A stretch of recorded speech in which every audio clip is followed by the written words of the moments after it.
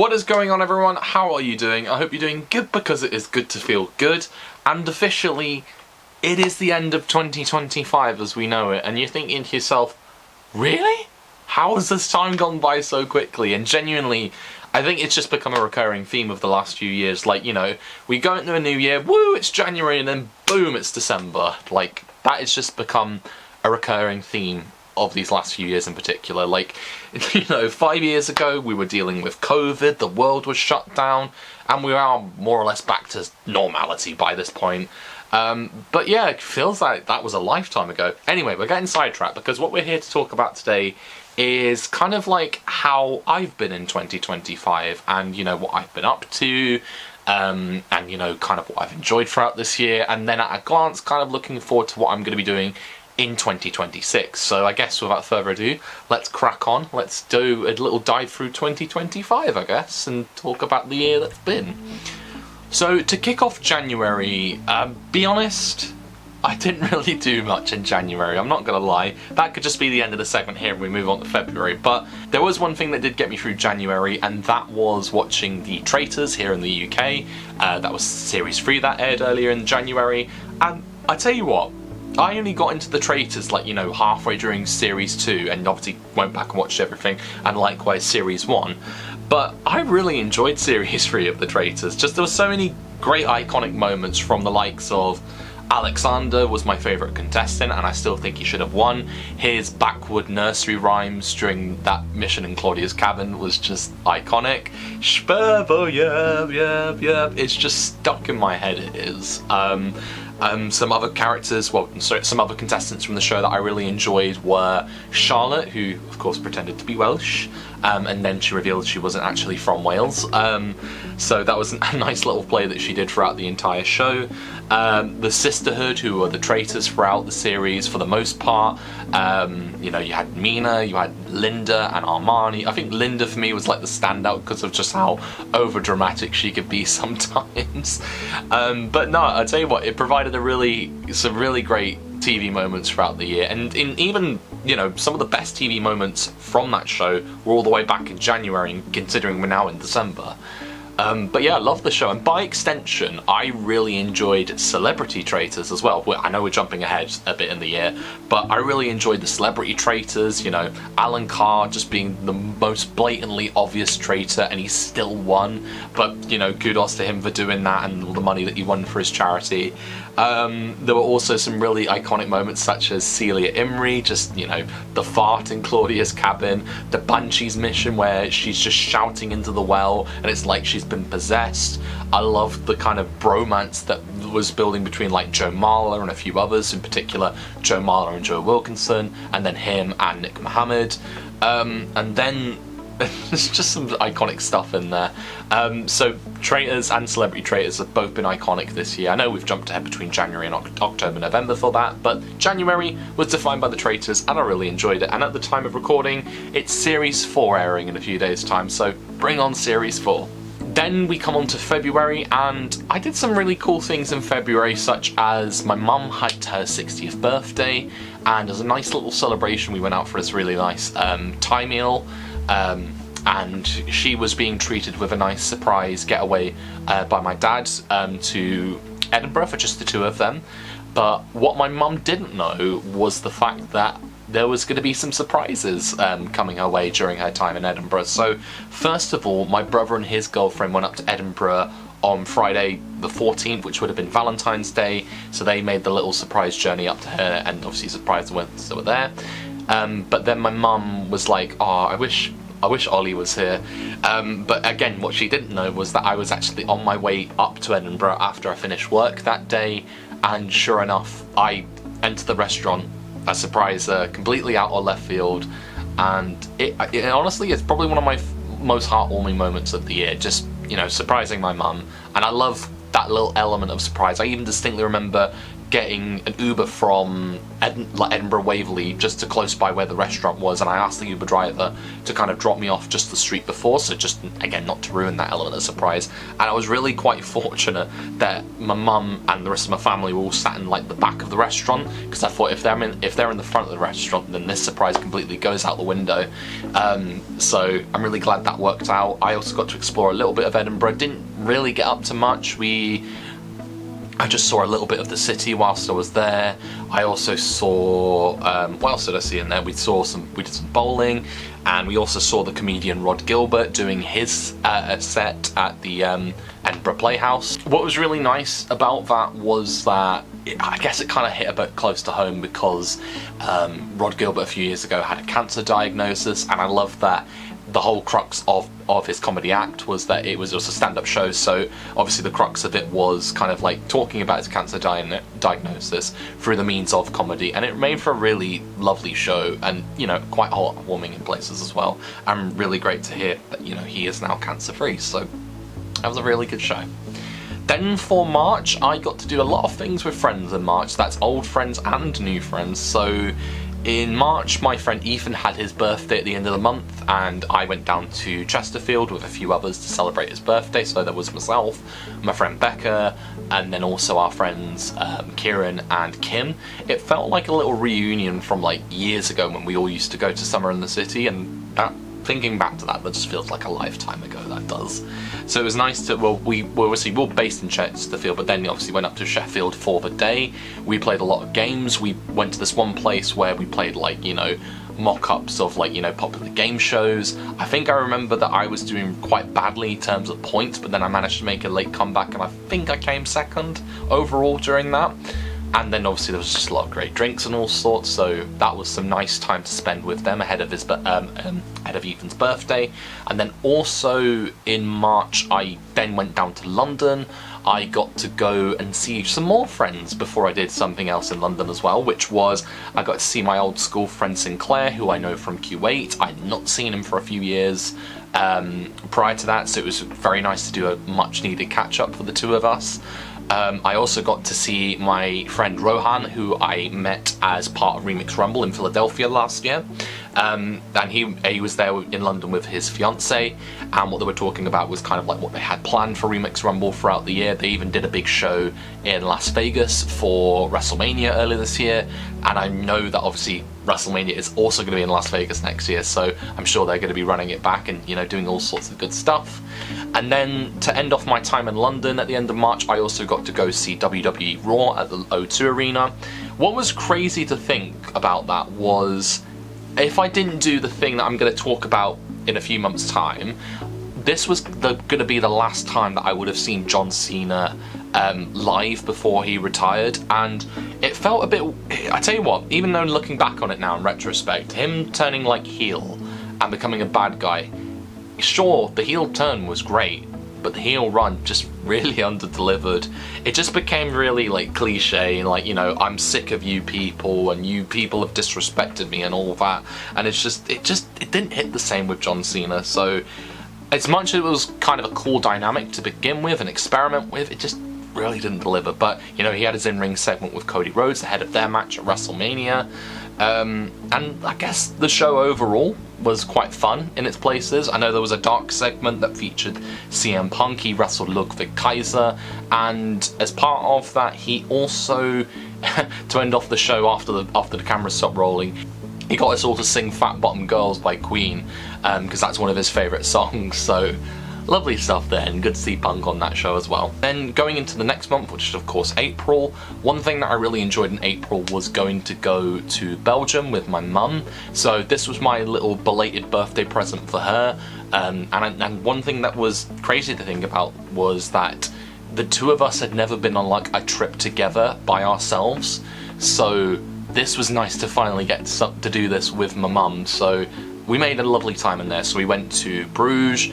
We obviously flew into Brussels, got the train up to Bruges, but one thing I do distinctly remember, when we landed in Brussels, we went to just go, you know, as you do when you go to Belgium, we stopped for a pint of Stella, and my mum thought as a cool move, she just downed a drink, which I thought, I was just like, you know, egging her on as a joke for it, and then she goes ahead and does it. So fair play to your mum for doing that. But Bruges, when we were there, was very lovely. It really felt like something out of a fairy tale, which is the best way to describe it. Obviously, there was a lot of, like, you know, a lot of activity going on in the city. There was a lot of activity going on in the big city square. I climbed up the Belfort Tower and got some really lovely view of Bruges and surrounding areas. We got to do a really nice canal boat, and just lovely to just spend some time with each other, because I think there's something special about me and my mum, the bond that we have, and it just creates for some really lovely moments. So hopefully there'll be more of those to come in the future, me and my mum doing some bits and bobs of travelling. And then also in April was, of course, WrestleMania. Compared to the previous year, where I had actually gone to Philadelphia to watch WrestleMania itself, and then the following year I'm then just watching it from the comforts of my own living room, it did feel so weird in contrast. But it still didn't take away from my enjoyment of watching the show. There was a lot of great moments throughout. Some of my favourite matches included CM Punk versus Roman Reigns versus Seth Rollins as the Night 1 main event. That provided a lot of great twists and turns. And then the Night 2 opening match was incredible. So Io Sky defending her Women's World Championship against Bianca Belair and Rhea Ripley. I think personally that is probably one of WWE's best matches of this year. It was just so, like, fast-paced, great chemistry between all three women, and just really delivered on the night. So very, very good stuff for the women on the night there. And my biggest surprise of the night was seeing Dominic Mysterio winning the Intercontinental Championship, and he was like my wildcard prediction for that match. But I will say, I know obviously looking back on retrospect, it didn't really mean much in the grand scheme of things, but I still think, you know, back on it now, being like, you know, Cody Rhodes versus John Cena in the main event, and then you all of a sudden have Travis Scott come out. I know obviously he was part of the John Cena heel turn in the first place, but that moment just really was underwhelming. Like, because I think the general expectation was we all expected The Rock to come out as part of that, and of course The Rock was nowhere to be seen, so yeah, it created a bit of a sour moment. Yeah, John Cena wins his 17th World Championship, but it's just done at the behest of this moment that really under-delivered. So hopefully for next year's WrestleMania, the WWE don't repeat the exact same thing, because that will end in disaster, I'm not going to lie. May was a very difficult month for me, unfortunately, in terms of my health. Rather unfortunately, I had a sciatica attack in my leg, so I know it feels a bit weird to kind of change the mood all of a sudden, but it's something I do wish to talk about. So what had happened was I was just out on like just a normal walk. It was a nice sunny day, and I was, you know, preparing myself to do this nice little long walk. Didn't have my dog with me, but just thought, you know, go for a nice long walk. And then what seemingly happened whilst I was walking was I just had this spasm in my leg. I didn't think anything of it, and then all of a sudden it just became harder and harder for me to walk on that leg. And I'm thinking to myself, oh crap, have I done my leg in or something?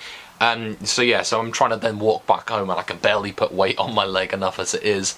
And I then get back home, I Google my symptoms, and I put two and two together that I've had this sciatica attack in my leg. I tell you what, I'm really quite fortunate with, and I always distinctly remember those first few weeks after I had that attack.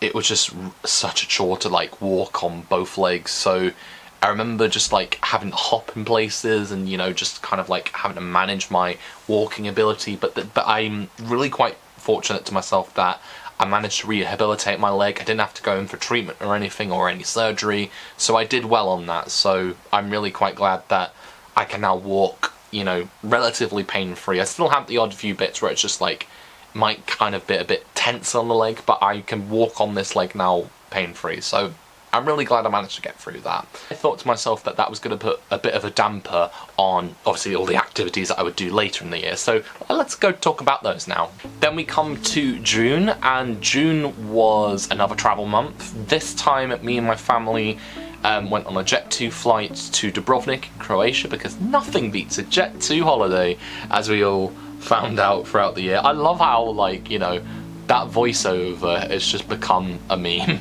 Like, you know, the song Hold My Hand by Jessica Lange is like 10 years old, but this, like, obviously becoming, like, you know, the marketing for Jet 2, it's just incredible, and I love how they've just taken that on board, and that voiceover in particular. But anyway, talking about Dubrovnik again, it was really nice to be back there after, like, however long it was since I was last there. I think, no, 3 years it was since I was last there, because I did a day trip with my family up to Dubrovnik from when we were in Montenegro back in 2022, and then of course the first time I went there by myself was back in 2019 as a nice little solo trip, and also my first time to Croatia. It was really nice to just kind of like enjoy the trip in like different phases. So I got to do stuff with family, I got to do stuff by myself, but also at the same time enjoy some downtime. And also this was during a heat wave as well in the Mediterranean, and likewise in the Adriatic Sea, so it was so warm, and like, you know, some days it was just, I felt it necessary to just, you know, go indoors and just do stuff there. But overall, I had a really lovely time, you know, exploring some new parts of Dubrovnik that I haven't seen before, and also getting a chance to, you know, go on basically a trip down memory lane in the old town. I went to this Irish pub where well, my first time I went to Dubrovnik, I was in this Irish pub, and basically this old guy, I'll put the picture here, was just passed out drunk, and I thought to myself, how has he managed to do that? And I just thought it's funny just to get a picture with him like that. And I distinctly remember the song Finally by CeCe Peniston just playing in the background on that night, and that just became a lasting memory. And I remember showing the pictures to the bartender saying like, this happened last time I was here. So that was some good stuff. I also went to the hostel where I stayed at in Dubrovnik, and I got to, you know, chat with some of the people there. I also put a little like message on their little community board, just reflecting of my time from there when I stayed in 2019. And then to end off kind of like the trip overall, I went up on this nice big hike up to the hill, like on top of the hill, and got where you get to see overall like all of Dubrovnik, and it was just really nice to just sit up there and watch the sunset and just have like a quiet reflection that evening. You know, the world's just going by, but we're all just having some nice chill down time. And I always find sunsets in particular like really relaxing, and I distinctly remember on previous trips to Dubrovnik I've always enjoyed the sunsets whilst I've been there, so that was very lovely. Also, one thing I did forget to mention is we went to this really nice restaurant that was also in Dubrovnik, where my mum and my late nana went. I can't remember exactly when that was they went, but I want to say it was about 2019, and my nana basically left it as a recommendation for my mum, and sure enough, you know, even a few years on after she passed away, it was really lovely to go there, and even that in itself provided a really lovely sunset as well. So yeah, again, further to my point, I really enjoy relaxing sunsets because it's just nice to just enjoy the vibe and just soak it all in basically. And then in July, again, this is a month where not much was really happening. I guess the one thing I did focus on quite a fair bit in July was focusing on my fitness. So when I was, before I did my leg in from the sciatica attack, one thing I was focusing on quite consistently was on my fitness, like going to the gym regularly and, like, you know, doing all sorts of exercises. But then all of a sudden, like, you know, with the sciatica attack, it kind of put a bit of a little mini kibosh on me doing, like, you know, all sorts of activities, so I didn't really want to exacerbate anything. But one thing I did get around to doing after I was kind of like fully rehabilitated was getting into a consistent pattern with fitness again, going to the gym regularly. I will acknowledge that that consistency has kind of died down a little bit, but I do wish to resume that as we go into the new year, so maybe that is something I will still focus on throughout this year. I will also say, as part of me doing some regular fitness throughout this year, I have actually managed to lose a fair little bit of weight, so I'm quite happy with the results of that, and I'm hoping to continue that progress as we go into the next year as well, so fingers crossed to that. And then for August was a very fun month because I got to go and enjoy a lot of wrestling in August. So first of all, I went down to London on the August bank holiday weekend, and as has become a little tradition in the last few years, I went to go watch AEW and New Japan's Forbidden Door that took place at the O2 Arena. It did feel quite a bit of a contrast of watching All In at Wembley Stadium the previous 2 years, but I know for a fact next year AEW are going back to Wembley Stadium for All In, and I'm sure I'm going to count myself in for going to that when tickets do go on sale. There was a lot of great stuff that I really enjoyed about this show. One thing in particular I really enjoyed was in the opening match, oddly enough, was getting to see Adam Copeland, formerly known as Edge, wrestle, and that was the first time I had ever seen him wrestle live, and I think it stems from, I really enjoyed him back when, obviously, when he was Edge back in the days when he was in WWE, and one thing that always, like, his character work always stuck out for me, and he was like, you know, even though he was, you know, heel and face and every now and then, I was really hit hard when he was forced to retire prematurely back in 2011. But then, obviously, almost 9 years later, he enters the 2020 Royal Rumble, and that surprise entrance always gets me in the feels, and it's just like, he's finally being able to wrestle again. And, you know, I never thought to myself I would see him wrestle, but then sure enough, obviously when he left WWE, then went to AEW, and obviously he's now wrestling, you know, every now and then as part of the promotion, and it was really great to see him wrestle on the show, and he even tagged with his best friend and formerly a bitter enemy in the form of Christian Cage. My standout moment I really enjoyed from that match was the hey Christian, ooh, I wanna know if you be my dad. That got a lot of great laughs out of the audience. That was brilliant. Also on the night, there was the Lights Out Steel Cage, which I really enjoyed. I think that I thought was quite a heartwarming thing to kick off the match during the entrances was Alex Windsor, or Windsor, as we know her, as is of course the fiance of Will Ospreay, and she like narrated a really lovely video package in tribute to Will Ospreay, because I know he's now out, like, you know, recovering from injury.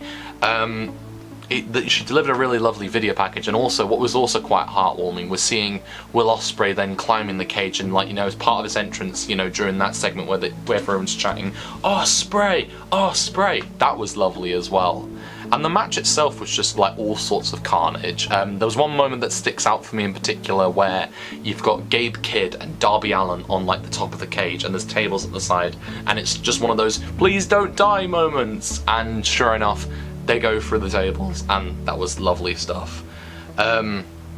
And then there was like just a lot of like funny little stuff, like comedy spots as well, because this was during the time where the Young Bucks were obviously no longer the EVPs of AEW, so obviously they've obviously got to kind of make do with what they've got. They wanted to make their own entrance, but instead the entrance music was changed to Bop by Hanson, and which got quite a big pop out of the crowd. That did. There was just a lot of great stuff throughout that show. And then the following weekend, I then got to go and watch some more wrestling. This time it was for WWE's Clash in Paris in the titular city. This was my first time going to Paris, so... And I had made plans previously to potentially go to Paris, but they never unfortunately materialised. So going to Paris for the first time was such a cool experience in itself. I got to explore a lot of the wonderful sights. The hostel where I stayed at was just about a 25-minute walk from the Eiffel Tower, so nice proximity for that. And then I got to see all sorts of things like the Arc de Triomphe. I got to see the Notre Dame Cathedral. Really nice to see that they're still continuing the restoration work on that, and it's obviously open to the public again. And then Clash in Paris itself. Wow, what an atmosphere that show had, and likewise Raw the following night. One thing in particular that stuck out for me from that show was that I got to see John Cena live once again, and this has obviously been for the last time because, of course, John Cena is now retired.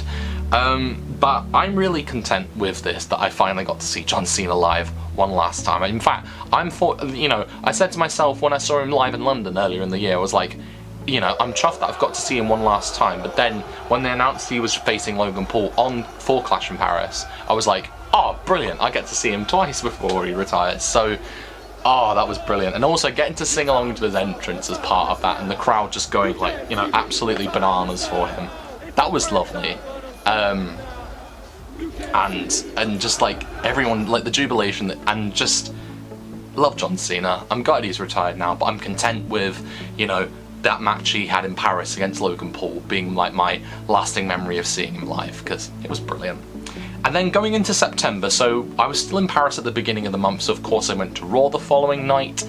My easy highlight of Raw that night was the Il est vraiment phenomenal chant that started when AJ Styles made his entrance. So the previous year, AJ Styles was part of Backlash, which took place in Lyon, also in France, and the crowd just absolutely, like, you know, ate it all up. And, you know, that's where the Il est vraiment phenomenal chant came from, the context of AJ Styles, because of course his nickname, the Phenomenal One. So getting to kind of run that back, the crowd in Paris, to do that was such a cool moment, and just like absolutely, it's stuck in my head.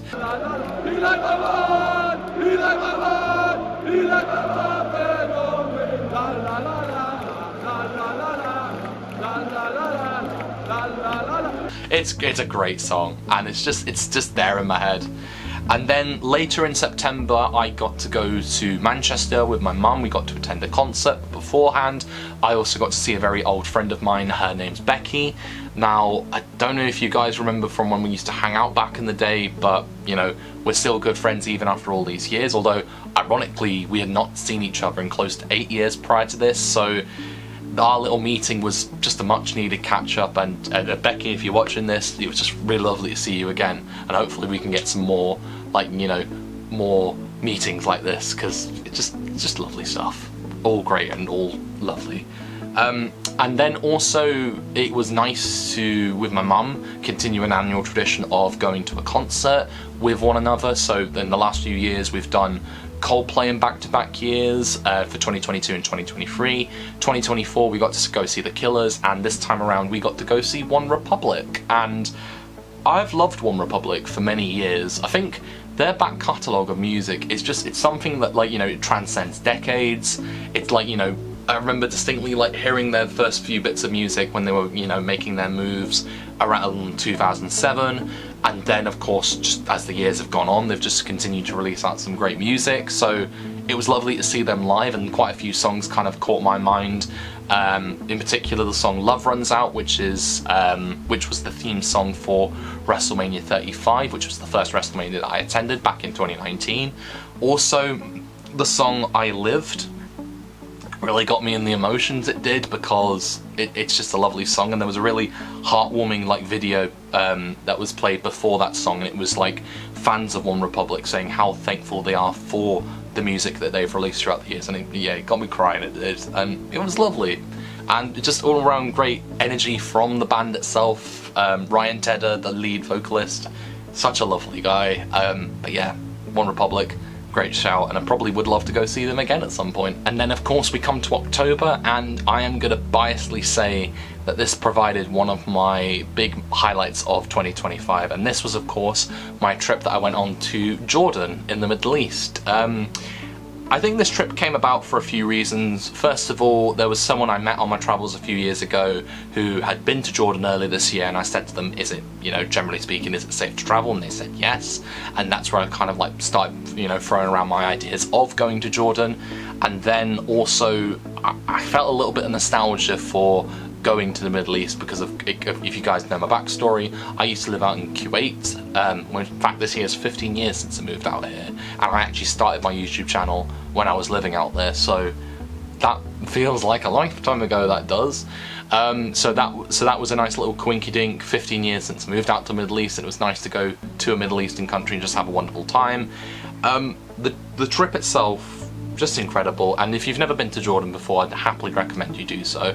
Amman is such a lovely city to explore. There's a lot of great, like, you know, little nooks and crannies to visit. As part of my day trip that I did to Amman, I went to this, you know, this big square, and there's this big Roman amphitheatre. I went to the King Abdullah Mosque. I went to the Amman Citadel, which overlooks much of the city. The following day, I went on a day trip that covered a lot of the northern parts of Jordan, which included going to Qais, Ajlun Castle and Jarash. Shout out, by the way, to Zaid, my driver, on the day. Like, you know, this is the crazy thing. When I booked that little day trip, I didn't think it was just going to be myself doing that. I generally thought it was going to be a few others, and then when I found out it was a private trip, I was like, oh, this makes sense. But Zaid went above and beyond, he did, on that day. I know I shouted him out at the time, but I'm going to shout him out again here. He provided some lovely, like, conversations, and, you know, we just getting to know each other throughout that day, and just going in depth with our conversations, being completely honest. And it really did make for a lovely experience. And again, he went out of his way to, like, you know, drop me off at, like, you know, these destinations and let me just go around and explore. And then of course I go back to him when I finished, and, you know, just doing that, and obviously then driving me back to Amman. What a sound guy. Can't ask for anything better. And then also a shout out goes to Qutaiba, who again I did shout out back when I went to Jordan, but Qutaiba was our driver for the 2-day trip that I did that covered going to Petra, Wadi Rum, camping overnight in the desert, and the Dead Sea. It's just some really great moments from those 2 days in particular. So Petra was lovely because it's of course one of the 7 wonders of the world, and it's 2 out of 7 that I've been to on my travels. Wadi Rum just literally did feel like you were in a sci-fi movie, and it genuinely felt like it was an alien planet, which is funny because that is what Wadi Rum has been used for a lot in the past. Going to camp overnight in the desert as well was really lovely, and especially I stayed out a little bit later to kind of watch the stars, and that was lovely, that was. And then of course the following morning, then waking up early to watch the sunrise, that provided a really lovely moment as well. So all around great stuff on there, and, you know, ending it off by, you know, swimming in the Dead Sea. And also, even though I've shouted out both these drivers that I had on this trip, I also want to shout out the group of people I was with on this 2-day trip to like Petra, Wadi Rum, etc. I'm crap with names, but I always distinctly remember there was 2 people from Colombia, 2 people from Italy, a person from Germany who's now currently living in the US, and also a woman from Japan.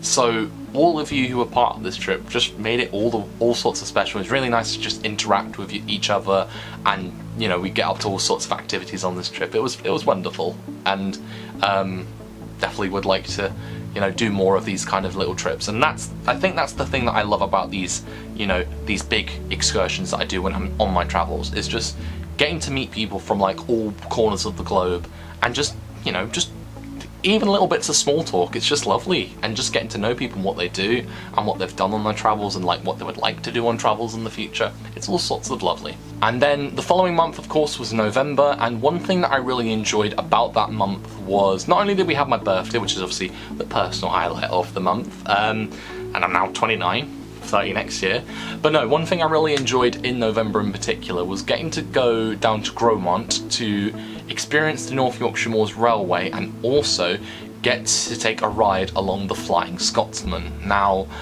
the Flying Scotsman is probably one of the most famous like locomotives of its kind. You know, the fact that it's over 100 years old, and it's an icon, it is. Getting to ride a train pulled by this locomotive is just something special, it was. And I tell you what's quite interesting, at the time of recording I'm going to the National Railway Museum in a few days' time, and obviously the Flying Scotsman is owned by the National Railway Museum, and it's currently on display there, so I'm gonna get to go see it again. So we're gonna run it back. I don't think it'll be in like operation for like services or anything, but it'd just be nice to see it again. And it just, I tell you what, that whole experience on that day just reminded me a lot of, like, you know, when I was a child, you know.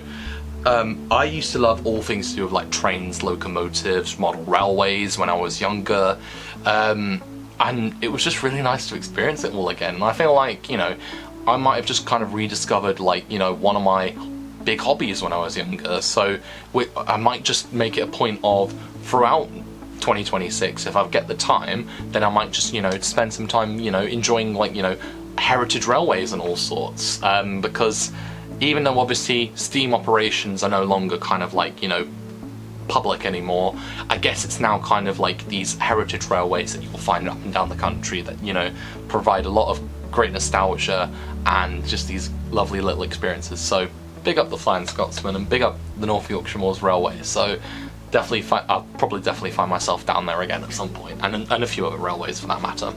And then to end off the year we come to December, and in December the first thing that I distinctly remember is that I got to go and finally do the Traitors Live experience in London. I got to do that with my friends Becca and Ethan as a kind of a little belated birthday present for myself, and also shout out to Z, who didn't join us, but the 4 of us all did bowling the previous night, and we had a lot of fun with that. But for Traitors Live, this was such a funny little experience. So basically when you're doing the experience, you're kind of selecting to yourself, like, do you want to play as a faithful, do you want to play as a traitor? I distinctly remember putting myself down as a faithful, because I'm going to be quite honest here and just say, I can never be deceitful to save my life, so being a traitor just would not work for me. But then ironically, I get chosen to be a traitor, which throws my spanners into the works. So basically what happened was the host, who is basically the Claudia Winkleman in this scenario, and even Claudia did appear in a pre-recorded video. What happens is the host selects 2 traitors to begin with, because there's a group of 12 round the round table, and then on that first night the traitors decides to recruit me, and I remember the host tapping my shoulder and I'm thinking, what? Wait, what's going on? And I thought to myself, am I being murdered? But no, and then it's like, oh no, they've chosen me. And then I was one of the first people to be eliminated, but I managed to get someone murdered, so swings and roundabouts, I guess. But then the rest of the game, you know, I watched in another room and just seeing like who got murdered, who survived, who got eliminated. And then sure enough, one of the traitors who recruited me was one of the winners at the very end, so shout out to, I think her name also was Becca, so shout out Becca for winning that little experience of the Traitors Live that we did on the day. And then another thing I did do in December, which does feel quite sad now looking back on it, is I watched the final ever wrestling match of John Cena, and he is now retired. He faced up against Gunther in his final match. He actually delivered a very good performance against him, but in the end it was too much for him and he gave up, and you know, everyone came out and celebrated him. What was really quite heartwarming was seeing like a lot of like current wrestlers and legends and a lot of like the crew all just coming out to celebrate John Cena and applauding him. I distinctly remember like Triple H making an appearance and everyone was booing him because of obviously the way how his retirement run has been booked. I guess obviously now looking it back on retrospect, it was obviously had its pros and cons, but I still really enjoyed it. And then of course the lovely little moment was there was a video package that was aired for Cena in tribute to him, and it was again I Lived by One Republic, which got me in the feels. And then of course he took his wristbands off, he took his trainers off, and that was it. That was John Cena out for the count. Well, not out for the count. Well, yeah, out for the count and officially signing off. But yeah, it's crazy to think about John Cena, just kind of looking on this last little point, is that I started watching wrestling back in 2002, and that's when John Cena made his debut on WWE's main roster in June of that year. And I guess it's fair to say that I have more or less watched WWE for the entire length of time, on and off that is, that John Cena has been appearing. So seeing John Cena retired now is just, it does feel that little bit sad. And I know we're now living in this era post John Cena retiring, so it still feels weird. Maybe I just want to get a time machine and, you know, go back and relive John Cena. But I think that's one thing I will do, is just go back and watch everything to do with John Cena, because he provided a lot of bloody great memories for us. So thank you for that, John. And you can't see me and all that malarkey. But yeah, that, I guess on the whole, that was my 2025, which it feels like a crazy year, all things considered, but I really enjoy what I got up to, so thank you very much for 2025 for all these memories. And I distinctly look forward to kind of like what I've got planned ahead for 2026. The first thing I do want to quickly mention is it's going to be a big year for me next year, because I am turning 30, which just feels mad to comprehend. Like, how has this gone? How has this year gone? How has this time gone so quickly? And how the hell am I turning 30? Very, very sad to think about, if I'm being quite honest. But you know, the years go by, and honestly, I think back to kind of like 10 years ago, and I'm thinking to myself, I'm 19 going on 20, and then I've just blinked, and I'm now 29 going on 30. That just feels mad. But anyway, 30 is one of the big things that I'm getting up to next year, my birthday. In a few days' time, as I mentioned, I'm going to the National Railway Museum just for a nice little day trip, see the Flying Scotsman again. In a few weeks' time, I'm off to London for watching WWE SmackDown at Wembley Arena.